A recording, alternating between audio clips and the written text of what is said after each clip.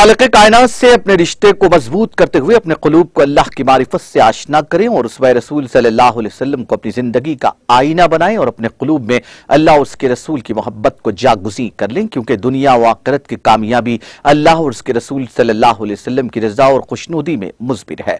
इन ख़यालात का इज़हार अज़ीज़ दकन क़ादिम क़ौम मिल्लत हज़रत हाफ़िज़ क़ारी शाह मोहम्मद अब्दुल मुक़्तदिर क़ुरैशी चिश्ती साबरी दामत बरकातुहुम ने जामा मस्जिद मुशीराबाद में तज़किरे मेराजुन नबी सल्लल्लाहु अलैहि वसल्लम और मजलिस ज़िक्र व सुलूक के अज़ीम शान फ़क़ीदुल मिसाल इज्तिमा से खिताब करते हुए किया, जिसमें फ़र्ज़ंदान व दुख्तरान तौहीद की कसीर तादाद ने शिरकत की।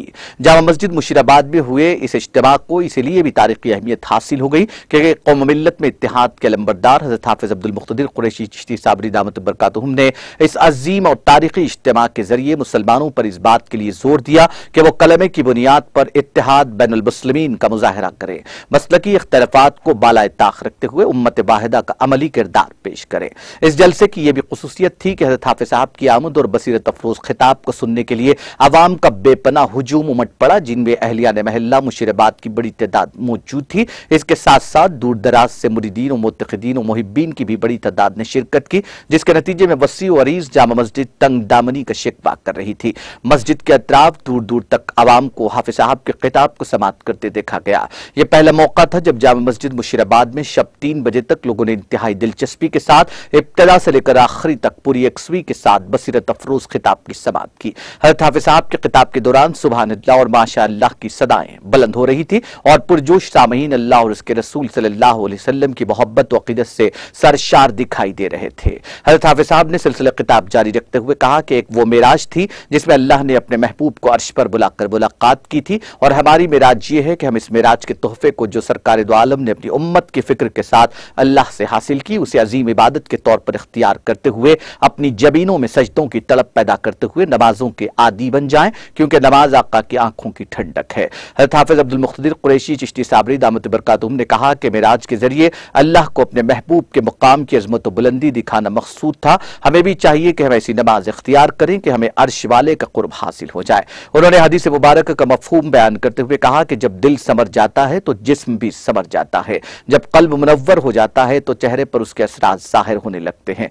ला इलाहा इल्लल्लाह जब दिल में उतर जाता है तो मोहम्मद रसूलुल्लाह चेहरे से ज़ाहिर हो जाता है। उन्होंने चेहरों को सुन्नत रसूल से सजाने और दिलों को इश्क रसूल से मुनव्वर करने की ज़रूरत पर जोर दिया। हज़रत हाफ़िज़ साहब ने नौजवानों पर जोर दिया कि वो बेराह रवी की ज़िंदगी को तर्क करते हुए अपनी ज़िंदगियों को इस्लामी तालीमात के मुताबिक ढाल ले, क्योंकि जब ज़िंदगियों में इस्लाम आ जाता है तो साले इनकलाब बर्पा होता है। उन्होंने नौजवानों पर हत्तल इम्कान गुनाहों से बचने की तलकीन करते हुए कहा कि अगर आप अपनी ज़िंदगी को गुनाहों के तसव्वुर से पाक बना लेंगे तो आपका रिश्ता अल्लाह से मजबूत हो जाएगा और मुश्किलात से निकलने की राहें फराहम करेगा। हिंदल वली हज़रत ख्वाजा मोइनुद्दीन चिश्ती संजरी अजमेरी रहमतुल्लाह अलैह की इस्लाम की आबियारी के लिए की जाने वाली खिदमत का भी तस्करा किया और औलिया इकराम की तालीमात पर रोशनी डाली और अहलुल्लाह की सोहबत इख्तियार करने पर जोर दिया। इस्लाही माशरा पर जोर देते हुए हज़रत हाफ़िज़ साहब ने वालिदैन और सरपरस्तों पर जोर दिया कि वो अपनी औलाद की तालीम और तरबियत में कोई दक़ीक़ा न रखें, खासतौर पर उन्हें इस्लामी तालीमात से आशना कराएं।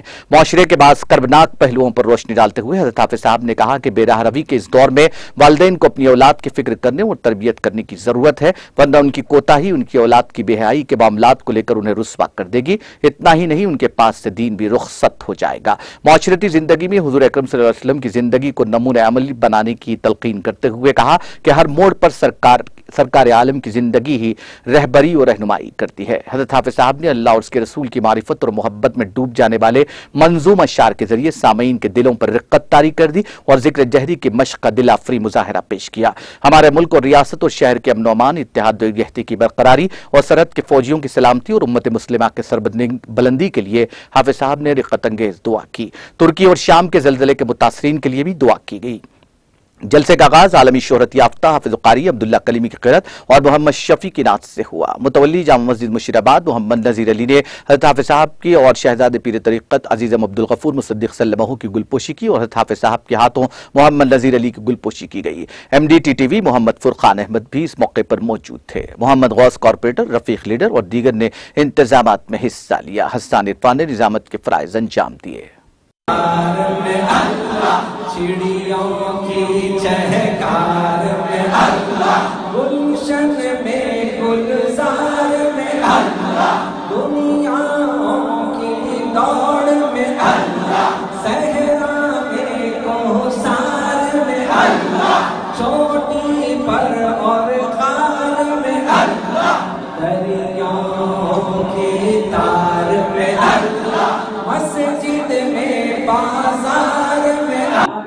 الا اللہ جب دل میں اتر جاتا ہے محمد رسول اللہ کے چہرے سے ظاہر ہونا شروع ہوتا ہے۔ لا الہ الا اللہ جب دل میں اترتا ہے تو یہ چہرے سے محمد رسول اللہ ظاہر ہو جاتا ہے۔ آئے کفن سے منہ میرا کھول کر دیکھے تو جو کہنے لگے کون؟ تمام جماعتوں کا اس بات پر اتفاق ہے کہ قبر میں جب ہمیں دفنایا جائے گا تو وہاں پر میرے مصطفیٰ صلی اللہ علیہ وسلم دیدار نصیب ہوگا۔ جب حضور صلی اللہ علیہ وسلم تشریف لائیں گے اور میرے کفن کا کپڑا ہٹائیں گے اور میرے اس غلامی کے چہرے کو دیکھیں گے تو یوں کہیں گے کفن سے منہ میرا کھول کر دیکھے تو یوں کہنے لگے میرے چاہنے والے کی صورت ایسی ہوتی ہے۔